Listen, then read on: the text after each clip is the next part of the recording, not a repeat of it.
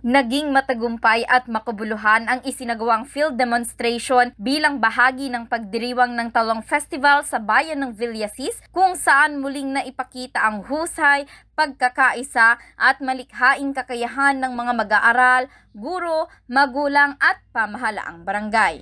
Kabilang sa mga nagningning sa paligsahan ang Amam Perez Elementary School na nagtamo ng first runner-up sa field demonstration contest. Ayon kay Teofilo Ruiz Jr., teacher sa Amam Perez Elementary School, hindi naging madali ang paghahanda ng mga mag-aaral dahil ito ang kauna-unahang field demonstration mula pa noong 2006. Gayunman, naging matagumpay ang pagtatanghal at positibong tinanggap ng mga mamamayan ng Villasis ang modernong interpretasyon ng Talong Festival.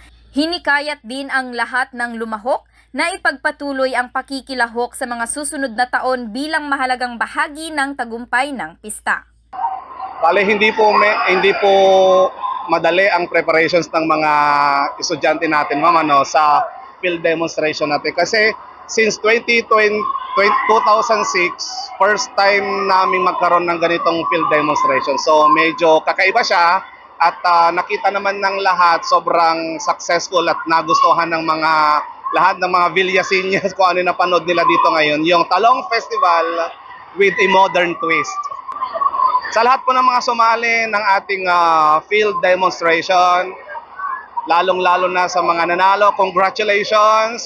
Sa mga hindi naman pinalad na manalo this year, siguro tuloy-tuloy yung pagsali natin kasi alam niyo po, tayo po yung isa sa mga dahilan kung bakit nagiging very successful ang ating Talong Festival. So, wag po tayong sumuko, sali ulit tayo next year para lalong successful ang ating fiesta. Samantala, itinanghal namang kampiyon sa field demonstration ang Piaz Elementary School, katuwang ang Lipay Elementary School bilang Villasis 1 tandem. Ayon kay Joel Solomon, Piaz Elementary School Principal, bunga ito ng halos 2 buwang masinsinang paghahanda na sinimulan noong Nobyembre sa tulong at suporta ng mga guro at magulang. Ang pagkakamit ng kampyonato ay itinuturing na pagbabalik tanaw sa dating karangalan matapos ang ilang taong pagkalaglag sa mas mababang pwesto. Binigyang diin din ang kahalagahan ng pagdiriwang ng pista bilang parangal sa patron ng bayan at sa pagkakaisa ng buong komunidad.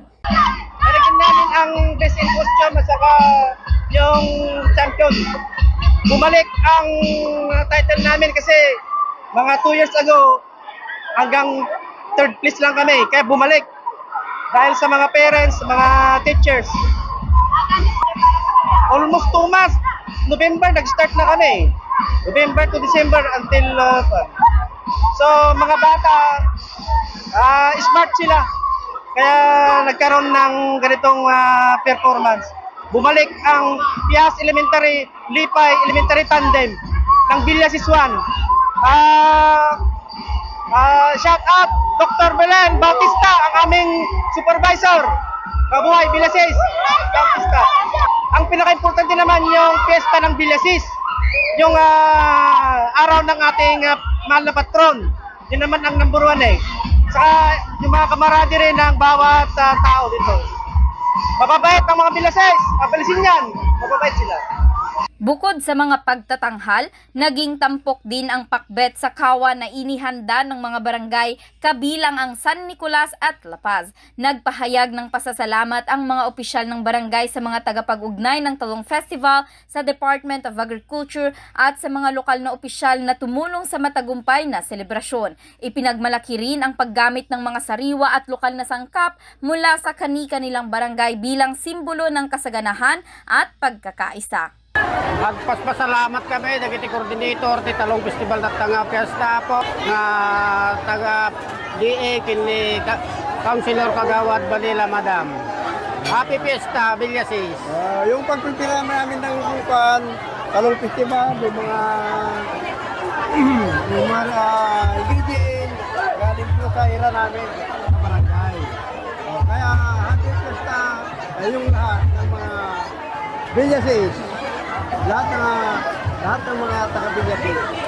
Lalo si Mayor Tita Buenica, si Mayor Nato Abril. Salamat, kaya tayo kami natin.